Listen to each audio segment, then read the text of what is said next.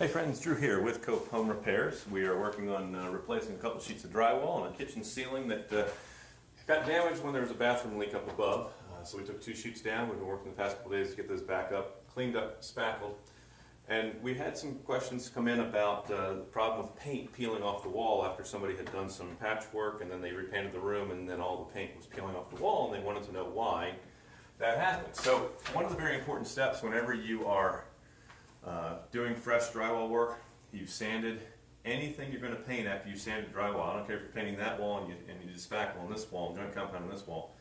The dust moves around the room, so you've got to clean it off. So one of the things we always do is get a wet sponge, wring it out real dry, and just wipe down all of the surfaces before you paint. Now this is a clean sponge right here, but I just put water on, and you're going to see I'm going to work about a 4 foot by 4 foot area.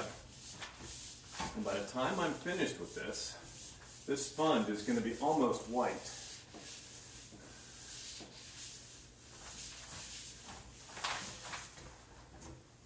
I just want to get all the dust off, because if you were to apply paint onto that drywall dust, then there's no real adhesion to the drywall itself. It's just sticking to the dust, and the dust is only being held on by essentially static electricity or surface tension or something like that.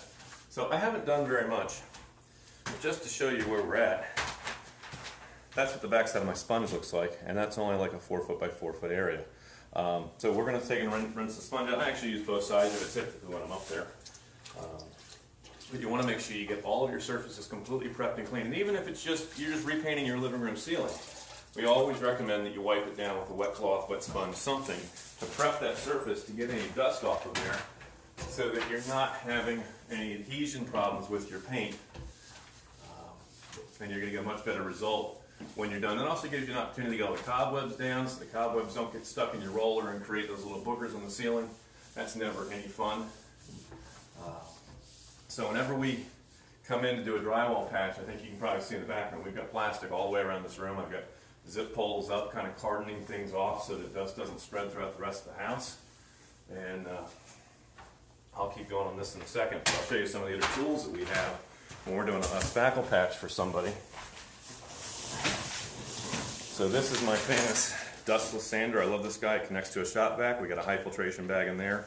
Allows me to sand, and 90% of the dust goes right through the screen, down the hose, and into the shop vac. The other tool we have, this is from 𝗓𝘂𝘀𝘁. It is a rotary sander, and let's see, I unplugged it, but we hook that hose right up to the shop vac as well. Same thing, high filtration filter, and then I can put that right up on the ceiling and make sure we get a good even sand across the entire surface. And then the last thing we do in our finishing process is I go through and I wipe everything down with a wet sponge. That's my final chance to put an eyeball on things before we put primer on. Then we prime it. We look again for any imperfections, anything showing up. Maybe I mix up some 5-minute mix and fill something in and just make it pretty. But then we can go through and do the final coat of paint throughout. So in this house, we've got continuous ceiling all the way out into the living room. And so we already painted that portion of things with the new paint so that it's going to be a continuous look all the way across. And we brought that over here to the kitchen.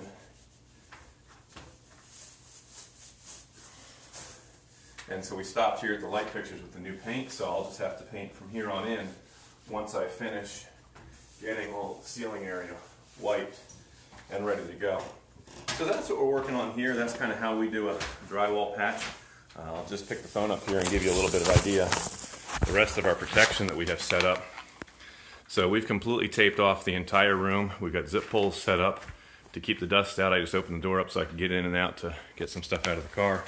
Then we'll back up over here and give you a nice wide shot so you can really see what's going on. And so that's the area that we're working on. And by the end of the day today, we should have that patched and complete. And we'll have paint on there and the house all completely cleaned up. And with everything that we do as far as flooring protection goes, we've got plastic down over everything, and then of course the rosin paper. This is going to be completely spotless when we're done. Homer's going to come in and cook dinner without any stress or any fuss at all. So if there's a problem that we can solve for you, 484-748-0008. Choose option 2 for 𝗗𝘁'𝘀 Construction, Renovation, and Home Repairs. This is Drew in beautiful Lincoln University. We will catch you guys on another video. Remember, it's not just done, it's 𝗗𝘁 built. Bye for now.